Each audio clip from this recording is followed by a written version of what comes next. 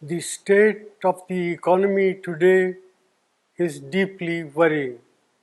The last quarter's GDP growth rate of 5% signals that we are in the midst of a prolonged slowdown.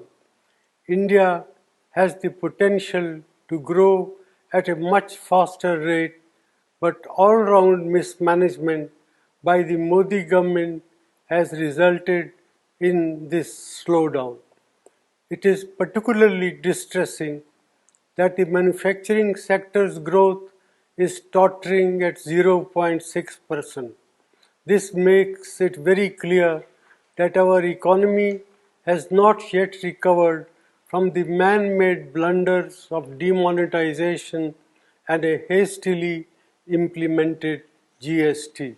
Domestic demand is depressed and consumption growth is at an 18-month low. Nominal GDP growth is at 15-year low. There is a gaping hole in tax revenues.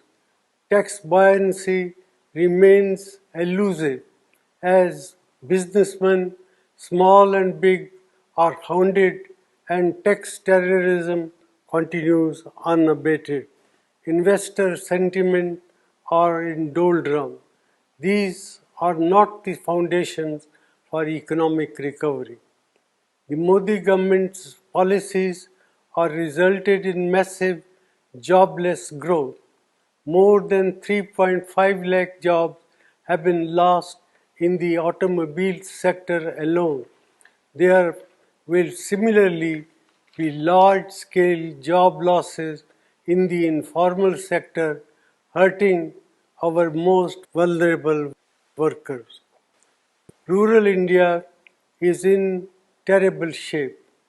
Our farmers are not receiving adequate prices and rural incomes have declined.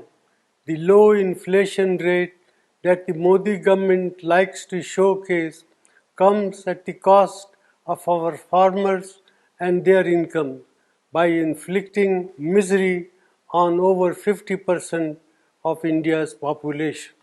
Institutions are under attack and their autonomy is being eroded.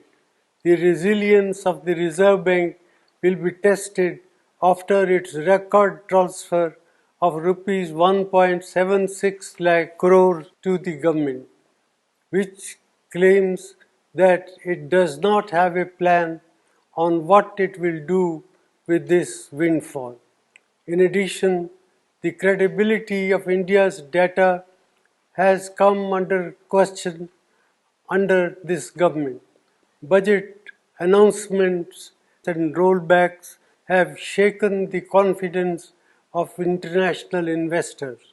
India has not been able to increase the exports to take advantage of opportunities that have arisen in global trade due to geopolitical realignment.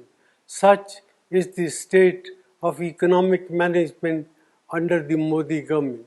Our youth, our farmers and our farm workers, entrepreneurs and the marginalized sections deserve better. India cannot afford to continue down this path.